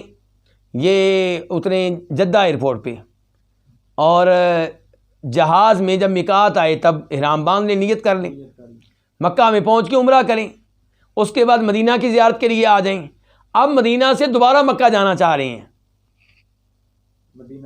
یہ مستقل سفر ہے ایک، یہ نہیں ہے کہ اس لیے باہر نکلیں کہ عمرہ اور کر لیں، تو اب دوبارہ جا رہے ہیں مکہ، ایک اور عمرہ کر لیں۔ اس کے علاوہ کیا کریں؟ مکہ میں بار بار طواف کرتے رہیں، بار بار طواف کرتے رہیں، 7 چکر 2 رکھتے ہیں، 7 چکر 2 رکھتے ہیں، 7 چکر 2 رکھتے ہیں۔ بہت عظیم عمل ہے، بہت ثواب ہے۔ ہر قدم جو آپ طواف کرتے ہوئے زمین پہ رکھتے ہیں، اٹھاتے ہیں، اس کے بدلے میں نیکیاں ملتی ہیں، گناہ معاف ہوتے ہیں، درجات بلند ہوتے ہیں، صحیح حدیث ہیں۔ لیکن یہ تنعیم کے بار بار عمرے، آپ دیکھیں کہ نبی علیہ السلام کے ساتھ کتنے صحابہ کرام تھے، عمرہ کس نے کیا ہے؟ ایسا جناب عائشہ نے کیا بس، کیونکہ مستقل عمرہ ان کا رہ گیا تھا حیض کی وجہ سے اور حج کی وجہ سے۔ کیا کسی اور کو آپ نے ایسا مشورہ دیا؟ نہیں۔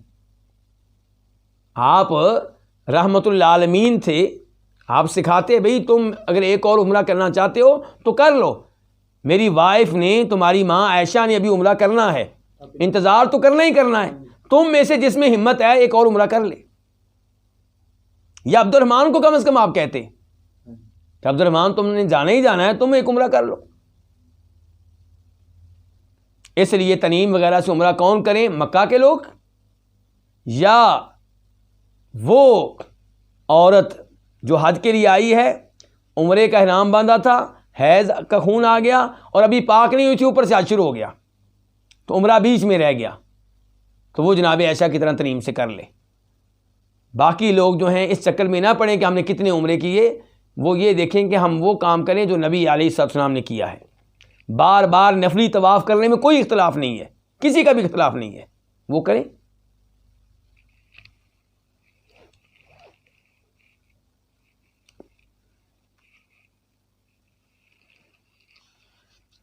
اس کے بعد وفی روایت لہما، یعنی کہ اس حدیث کے چھوٹے چھوٹے جملے دیگر مقامات پہ آئے ہیں، بخاری مسلم کے دیگر مقامات پہ، تو وہ یہاں پہ ذکر کیے جا رہے ہیں۔ وفی روایت لہما، اور امام بخاری امام مسلم کی ایک اور روایت میں یہ بھی آیا ہے کہ قالت، جناب عائشہ نے کہا کہ قال رسول اللہ صلی اللہ علیہ وسلم، فرمایا کس نے؟ رسول اللہ صلی اللہ علیہ وسلم نے، لو استقبلت من امری ما استدبرت ما سقت الہدیہ، اگر میں اپنے معاملے میں سے وہ بات پہلے جان لیتا جو مجھے بعد میں معلوم ہوئی تو میں قربانی کا جانور ساتھ لے کر نہ آتا۔ سختو کا لفظی معنی ہوتا ہے میں نہ ہنکاتا، ہانکنا، ساق یسوقو، جانور کو ہانکنا، یعنی کہ جانور آگے آگے آپ اس کے پیچھے پیچھے۔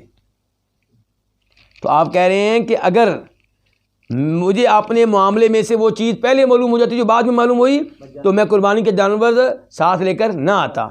وَالْحَلَلْتُ مَعَ النَّاسِ، اور یقیناً میں بھی لوگوں کے ساتھ حلال ہو جاتا، یعنی کہ عمرہ کر کے کیا کرتا؟ حلال ہو جاتا، اور میں بھی لوگوں کے ساتھ حلال ہو جاتا حین حلوا، جب وہ حلال ہوئے۔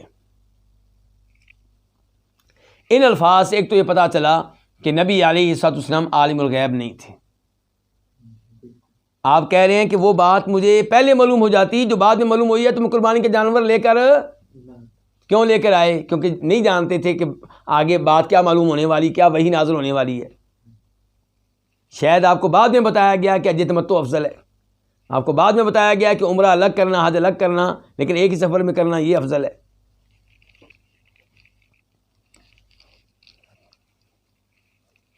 اور دوسرا ان الفاظ سے یہ پتہ چلا کہ افضل حج پھر کون سا ہے؟ حج جس کی آپ خواہش کر رہے ہیں. بالکل آپ کو خواہش تھی. صحابہ کرام کو حکم بھی دے رہے ہیں، ترغیب بھی دے رہے ہیں، اور اپنے بارے میں بھی کہہ رہے ہیں کہ اگر مجھے وہ بات پہلے معلوم ہو جاتی جو بعد میں معلوم ہوئی تو میں کون سا حج کرتا؟ حج تمتع کرتا.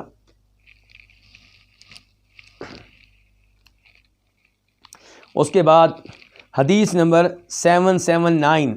ابھی تک ہم نے ایک حدیث کی اسٹڈی کی ہے، یہ اس کی مختلف روایات تھیں، طویل اور لمبی حدیث تھی. اب ہے 779 قاف.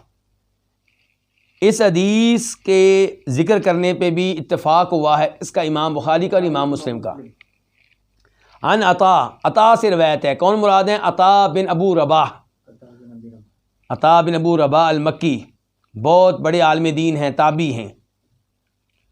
اور یہاں ہلکی سی بات یہ بتانا چاہوں گا کہ ان کے بارے میں آتا ہے کہ یہ لنگڑے تھے اور کالے رنگ کے تھے، اور بھی جسمانی طور پہ کچھ باتیں علماء کرام نے ذکر کی ہیں. لیکن آپ دیکھیں کہ علم انسان کو کیسے بلند کرتا ہے کہ احادیث کی تمام کتب میں ان کی احادیث موجود ہیں، ان کے اقوال موجود ہیں، ان کی روایات، ان کے فتاوی موجود ہیں. جی شاید نابینا بھی تھے، میں بس ذرا پکی بات نہیں، لیکن مجھے لگتا ہے کہ نابینا بھی تھے. ان کے جسم میں کہہ رہا ہوں کئی مسائل تھے، لیکن ان کو کس نے بلند کیا؟ علم نے بلند کیا. تو ہر ایک کو چاہیے کہ قرآن و حدیث کے علم کے ساتھ جڑ جائے. دنیا میں بھی شان اللہ دے گا اور آخرت میں بھی اللہ شان دے گا. آپ علم دنیا کی شان کی خاطر نہیں لیں گے، آخرت کے لیے لیں گے، لیکن اللہ تعالیٰ آپ کو دنیا میں بھی شان دیں گے. تو یہ کیا ہونا ہے؟ عطا بن ابو رباح. وہ کہتے ہیں سمعت جابر بن عبداللہ، میں نے جابر بن عبداللہ انصاری سے سنا، فی اناس معہ، کچھ لوگوں میں جو ان کے ساتھ تھے، عطا کے ساتھ تھے. عطا کہہ رہے ہیں کہ میرے ساتھ کچھ لوگ تھے، ہم نے مل کے جابر بن عبداللہ سے یہ حدیث سنی، یہ باتیں سنی جو میں بیان کرنے لگا ہوں. تو عطا کہتے ہیں میں نے جابر سے سنا، فی اناس، چند لوگوں میں، معہ جو ان کے ساتھ تھے. کن کے ساتھ؟ عطا کے ساتھ. قال، وہ کہتے ہیں کون؟ جابر رضی اللہ تعالیٰ عنہ، احللنا اصحاب رسول اللہ فی الحج، ہم نے یعنی رسول اللہ صلی اللہ علیہ وسلم کے صحابہ کرام نے، ہم نے سے کیا مراد ہے؟ وہ وضاحت کر رہے ہیں، جابر وضاحت کر رہے ہیں. ہم نے یعنی کہ رسول اللہ صلی اللہ علیہ وسلم کے صحابہ کرام نے تلبیہ پڑھا فی الحج، حج میں، خالصاً، خالص حج کا تلبیہ، لیس مع عمرہ، اس کے ساتھ عمرہ نہیں تھا، اس کے ساتھ عمرہ نہیں تھا، یعنی کہ صرف حج کا تلبیہ پڑھا. تو اس کا مطلب کیا ہے کہ شروع میں ہم نے صرف حج کا تلبیہ پڑھا اور بعد میں اللہ کے رسول علیہ السلام نے ہمیں عمرے کی ترغیب دی. قال عطا مزید کہتے ہیں، قال جابر، کہ جابر نے کہا، فقدم النبی صلی اللہ علیہ وسلم صبح رابعۃ مضت من ذی الحجہ، تو نبی علیہ السلام پہنچے کہاں؟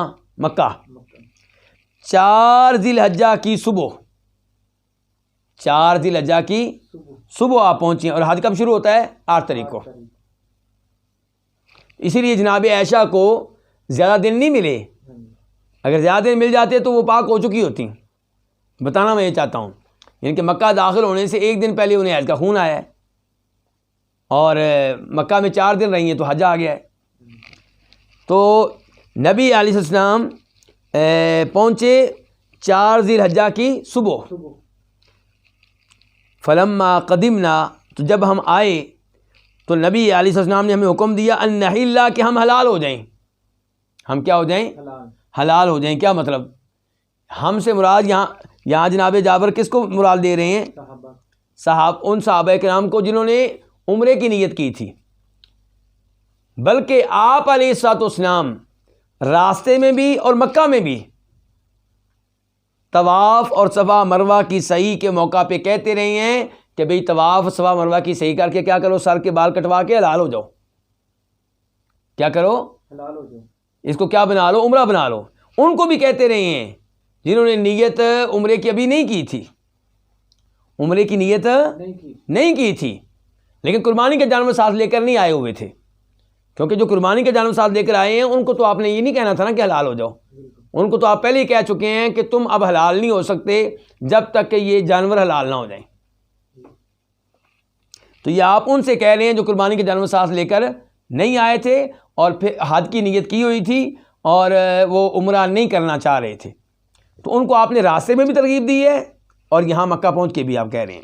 تو جب فلما قدمنا، تو جب ہم آئے تو امرنا النبی صلی اللہ علیہ وسلم، جناب جابر کہتے ہیں نبی علیہ السلام نے ہمیں حکم دیا ان نحل، ہم کیا ہو جائیں؟ حلال ہو جائیں. وقال، اور فرمایا احلو، حلال ہو جاؤ، واصیبوا من النساء، اور اپنی بیویوں سے تعلق قائم کر لو، اپنی بیویوں سے تعلق قائم کر لو. اچھا جی، اب آپ حلال ہونے کا حکم دے رہے ہیں اور بیویوں سے تعلق قائم کرنے کا حکم دے رہے ہیں. تو آپ جب حکم دیں تو آپ کا حکم وجوب کے لیے ہوتا ہے یا استحباب کے لیے یا جواز کے لیے؟ وجوب کے لیے. آپ جب بھی حکم دیں تو اصول یہ ہے کہ آپ کا حکم اس کے اوپر عمل کرنا واجب ہوتا ہے، تو آپ کا حکم وجوب کے لیے ہوتا ہے. الامر للوجوب، کہ آپ اللہ کا حکم، اللہ کے رسول کا حکم کس کے لیے ہوتا ہے؟ وجوب کے لیے، استحباب کے لیے نہیں، جواز کے لیے نہیں. تو یہ اصول ہے. کہیں کہیں پہ اللہ کے رسول کا حکم ہوتا ہے استحباب کے لیے، جواز کے لیے، اور وہاں پہ دلیل کا ہونا ضروری ہے. کوئی دلیل ادھر ہی موجود ہو یا کسی اور حدیث میں آ گئی ہو، کسی اور آیت میں آ گئی ہو، کوئی قرینہ، کوئی نشانی، کوئی علامت ہونی چاہیے جس سے پتہ چلے کہ یہاں پہ امر جو ہے، آپ کا آرڈر جو ہے وہ وجوب کے لیے نہیں ہے بلکہ استحباب کے لیے ہے یا جواز کے لیے ہے. ورنہ اصول ہے کہ جہاں بھی اللہ کا حکم آئے یا اللہ کے رسول صلی اللہ علیہ وسلم کا حکم آئے تو کس کے لیے ہوا کرتا ہے؟ وجوب کے لیے ہوا کرتا ہے. تو آپ اب کہہ رہے ہیں کہ تم اب حلال بھی ہو جاؤ اور بیویوں سے کیا کرو؟ تعلق قائم کرو. اچھا، اس لیے جناب جابر اب وضاحت کر رہے ہیں. قال عطا کہتے ہیں قال جابر، کہ جابر کہتے ہیں ولم یعزم علیہم، آپ نے بیویوں سے تعلق قائم کرنے کا حکم دیا لیکن اس چیز کو ان پہ واجب قرار نہیں دیا. تعلق قائم کرنا ضروری نہیں ہے، یہ آپ اجازت دے رہے تھے. مطلب ولم یعزم علیہم، آپ نے اس چیز کو ان پہ واجب نہیں کیا. ولیکن احلہن لہم، لیکن آپ نے ان بیویوں کو حلال قرار دیا، لہم، ان کے لیے، ان کے خامدوں کے لیے. فبلغہ، تو آپ کو یہ بات پہنچی، آپ تک یہ بات پہنچی، انا نقول، کہ ہم کہہ رہے ہیں، ہم کون؟ صحابہ. ہم کہہ رہے ہیں لما لم یکن بیننا وبین عرفۃ الا خمس امرنا ان نحل الی نسائنا، جب کہ نہیں رہ گئے ہمارے درمیان اور یوم عرفات کے درمیان مگر 5 دن 5 راتیں. جب کہ ہمارے اور یوم عرفات کے درمیان کتنی رہ گئی ہیں؟ 5 راتیں. جب کہ ہمارے اور یوم عرفات کے درمیان نہیں رہی مگر 5 راتیں، تو آپ نے ہمیں حکم دے دیا ہے کہ ہم اپنی بیویوں کے پاس جائیں. فناتی عرفہ، تو ہم میدان عرفات میں آئیں گے. تقطر مذاکیرون المدیہ، جب کہ ہماری شرمگاہیں مزی کا پانی ٹپکا رہی ہوں گی. میں آپ کو پہلے بتا چکا ہوں کہ وہ لوگ حج کے موقع پہ عمرہ کرنے کو جرم سمجھتے تھے، گناہ سمجھتے تھے، بس حج ہونا چاہیے. اب جب آپ نے کہا عمرہ کرو، عمرہ کر کے کیا ہو جانا ہے؟ حلال. اس کا مطلب ہے کہ آپ آئے حج کے لیے ہیں، آئے عبادت کے لیے ہیں، اور مکہ میں پہنچ کے عمرے کے بعد بیویوں سے تعلق قائم کریں گے آپ. تو یہ چیز ان پہ بڑی باری گزری، شاق گزری، خصوصاً اس لیے کہ اللہ کے رسول خود یہ کام نہیں کر رہے. کیونکہ آپ کون سا حج کر رہے ہیں؟ حج کران، آپ تو حلال ہی نہیں ہوئے. صحابہ کرام سے آپ کہہ رہے ہیں، صحابہ کرام کی پہلے کی تو پرانی سوچ ہے، اوپر سے اللہ کے رسول خود یہ کام نہیں کر رہے، تو اس لیے پریشان ہو جاتے ہیں. اور پریشان ہو رہے ہیں کہ میدان عرفات جیسے میں ہم جا رہے ہیں عظیم عبادت کے لیے، عظیم حج کے لیے، اور جناب اس سے 4 دن پہلے 5 دن پہلے بیویوں سے ہم یہاں پہ ہم بستریاں کریں اور ان سے تعلق قائم کریں. یہ ان کو ایک عجیب سا لگ رہا ہے. تو آپ کو یہ بات پہنچی اللہ کے رسول کو کہ انا نقول، کہ ہم کہہ رہے ہیں کہ جب کہ ہمارے اور یوم عرفات کے درمیان نہیں رہ گئی مگر 5 راتیں، تو آپ نے ہمیں حکم دیا ہے کہ ہم اپنی بیویوں کے پاس جائیں. فناتی عرفہ، تو ہم میدان عرفات میں آئیں گے اس حال میں کہ ہماری شرمگاہوں سے مزید ٹپک رہی ہوگی. قالا، کہتے ہیں کون؟ عطا کہتے ہیں ویقول جابر بیدہ ہاکذا، اور جابر اپنے ہاتھ کے ساتھ اس طرح اشارہ کرتے تھے. وحرکہ، اور انہوں نے اپنے ہاتھ کو اشارہ کر حرکت کر کے بتایا. یعنی کہ جناب جابر یہ بات کہتے ہوئے کہ ہم عرفات میں جائیں گے اور ہماری شرمگاہیں مزی ٹپکا رہی ہوں گی، منی ٹپکا رہی ہوں گی، یہ کہتے ہوئے جناب جابر اپنے ہاتھ کے ساتھ اشارہ کرتے، اور پھر انہوں نے حرکت کر کے بتایا کہ کیسے اشارہ کرتے۔ تو امام کرمانی کہتے ہیں کہ جناب جابر کے اشارہ ایسے تھا کہ جیسے کوئی چیز قطرے ٹپکا رہی ہو، جیسے کوئی چیز، مثال کے طور پہ یہ ایسے قطرے ٹپکتے ہیں نیچے کو، تو اس انداز کا کہ انہوں نے ہاتھ سے اشارہ کیا جس سے پتہ چل رہا تھا کہ قطرے ٹپک رہے ہوں گے ہماری شرمگاہ سے۔ فقام رسول اللہ صلی اللہ علیہ وسلم، تو اللہ کے رسول علیہ السلام کھڑے ہوئے، فقال، تو آپ نے کہا، کیا کہا؟ قد علمتم، تمہیں یہ بات اچھی طرح معلوم ہے، انی اتقاکم للہ، میں تم میں سے سب سے بڑھ کر اللہ سے ڈرنے والا، متقی اور پرہیزگار ہوں، واصدقکم، میں تم میں سے سب سے زیادہ سچ بولنے والا ہوں، سچ کہنے والا ہوں، وابرکم، میں تم میں سے سب سے زیادہ نیکوکار ہوں، ولولا ہدی، اور اگر میرا یہ قربانی کا جانور نہ ہوتا، میرے قربانی کے جانور جو میں ساتھ لے کر آیا ہوں، اگر یہ میرے قربانی کے جانور نہ ہوتے، لحللت کما تحلون، تو میں بھی حلال ہو جاتا جیسے تم حلال ہوئے ہو، فحلو، تو تم حلال ہو جاؤ، تم حلال ہو جاؤ، آرڈر دیا آپ نے۔ فلا استقبلت من امری مستدبرت، اگر میں وہ بات پہلے معلوم کر لیتا اپنے معاملے میں سے جو مجھے بعد میں معلوم ہوئی، ما اہدیت، میں قربانی کے جانور ساتھ لے کر نہ آتا۔ جناب جابر کہتے ہیں فحللنا، تو پھر ہم حلال ہو گئے، وسمعنا، اور ہم نے آپ کی باتیں سنی، واطعنا، اور آپ کی باتوں کے اوپر عمل کیا، آپ کی اطاعت کی، آپ کے آرڈر کی تعمیل کی۔ یہیں پہ آج کے درس کا اختتام کرتے ہیں، اور ہمارے وقت کب تک تھا؟ 45 منٹ تک، پھر تو ہمارے پاس ہیں 3-4 منٹ۔ میں نے جلدی اس لیے کی، میں سمجھا کہ وقت ختم ہو رہا ہے۔ تو بہرحال اب اسی حدیث کے متعلق چند وضاحتیں کر دیتا ہوں، کیونکہ جو اس کے بعد کی حدیث ہے وہ شروع کریں گے تو شاید مکمل نہ ہو سکے۔ تو نبی علیہ الصلوۃ والسلام یہاں پہ صحابہ کرام پہ ناراض ہوئے ہیں، اور صحابہ کرام کا عذر یہ ہے کہ نبی علیہ الصلوۃ والسلام خود یہ کام نہیں کر رہے، اور وہ آپ کے نقش قدم پہ چلنا چاہتے ہیں، آپ سے محبت کرتے ہیں، آپ سے کیا کرتے ہیں؟ محبت کرتے ہیں۔ تو ان کی محبت یہ کہہ رہی تھی کہ اللہ کے رسول خود تو یہ کر نہیں رہے، اور پھر وہ جاہلیت کی سوچ بھی تھی کہ عمرہ کرنا اور عمرہ کر کے حلال ہو جانا یہ ایک عجیب بات تھی، تو اس لیے انہیں مشکل پیش آ رہی تھی۔ جب آپ نے آرڈر دیا تو صحابہ کرام نے تعمیل کی ہے، اور انہوں نے اپنے ان خیالات اور آراء کو نظر انداز کر دیا جو پہلے سے ان کے ذہنوں میں تھیں، اور اس چیز کو بھی نظر انداز کر دیا کہ نبی علیہ السلام خود کیا کر رہے ہیں۔ تو اس سے کیا پتہ چلا کہ جب اللہ کے رسول کا آرڈر آ جائے کسی معاملے میں تو وہاں پہ آپ کے آرڈر کی طرف دیکھا جائے گا، پھر یہ نہیں دیکھا جائے گا کہ آپ نے کیا کیا، آپ نے کیا کیا۔ ہم دیکھتے ہیں کہ کئی مسائل میں ہم لوگوں سے کہتے ہیں کہ اللہ کے رسول نے یہ کہا، کہتے ہیں جی وہ تو اللہ کے رسول ہیں۔ مثال کے طور پہ جوتوں میں نماز پڑھنا جبکہ جوتے پاک ہوں، جوتوں میں نماز پڑھنا جبکہ جوتے کیا ہوں؟ پاک ہوں۔ آپ لوگوں کو مسئلہ بتائیں اور کہیں کہ نبی علیہ السلام نے اس پہ عمل بھی کیا ہے اور آپ نے باقاعدہ ترغیب بھی دی ہے، لوگوں کو یہ مسئلہ بتائیں تو نہیں مانتے۔ آپ اللہ کے رسول کا حوالہ دیں، کہتے ہیں وہ تو اللہ کے رسول تھے جی، جبکہ نبی علیہ الصلوۃ والسلام ایسے جملوں پہ ناراض ہو جاتے تھے۔ یعنی کہ ان جملوں کا مطلب یہ نکلے گا نا کہ اللہ کے رسول یہ کام کرتے تھے جس کو ہم اپنے لیے غلط سمجھتے ہیں، یعنی کہ ہم تو سمجھتے ہیں کہ جوتا پہن کے نماز پڑھنا غلط ہے، اور اللہ کے رسول نعوذ باللہ نعوذ باللہ نعوذ باللہ یہ کام کرتے رہے۔ تو صحیح بات کیا، اصول کیا ہونا چاہیے کہ چونکہ اللہ کے رسول نے یہ کام کیا ہے اور قرآن ہمیں آرڈر دیتا ہے کہ ہم آپ کی اتباع کریں، آپ کی پیروی کریں، اس لیے یہ کام ٹھیک ہے، درست ہے، جائز ہے۔ اللہ رب العزت سے دعا ہے کہ اللہ تعالی ہمیں نبی علیہ الصلوۃ والسلام کی احادیث پیار و محبت سے سیکھنے کی توفیق عنایت فرمائے، اور ان پہ عمل پیرا ہونے کی توفیق عنایت فرمائے، اور اللہ تعالی ہمیں استقامت دے، پوری زندگی ہم ایسے ہی احادیث کا درس لیتے رہیں، دیتے رہیں، قرآن کا درس لیتے رہیں، دیتے رہیں، اور موت آئے تو طالب علمی کی حالت میں آئے، چاہے ہم بوڑھے ہوں۔ آپ کو بتا چکا ہوں شیخ عبد المحسن عباد 90 سال کی عمر ہے، اب بھی درس حدیث دے رہے ہیں، بوڑھے ہو چکے ہیں، لیکن چاہتے ہیں کہ ساری زندگی حدیث کی خدمت میں گزر جائے۔ اللہ تعالی ہمیں بھی قرآن و حدیث کے ساتھ ایسے ہی جوڑ دے، اور اس کی برکت سے اللہ تعالی ہمارے امور آسان فرمائے۔ اللہ ہماری اولاد میں، ہمارے رزق میں، ہماری زندگی میں برکتیں ڈالے، اور اللہ تعالیٰ ہمارے سینے قرآن و حدیث کے لیے کھولے۔ جو ہم میں سے قرآن کے حافظ نہیں ہیں، اللہ ان کو قرآن کا حافظ بنائے، اور اللہ تعالیٰ یہ احادیث یاد کرنے کی، سمجھنے کی، ایمان لانے کی، عمل کرنے کی توفیق دے۔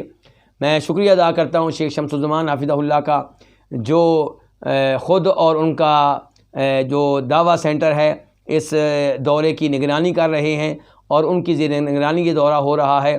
اللہ تعالیٰ ان کی محنتیں قبول فرمائے۔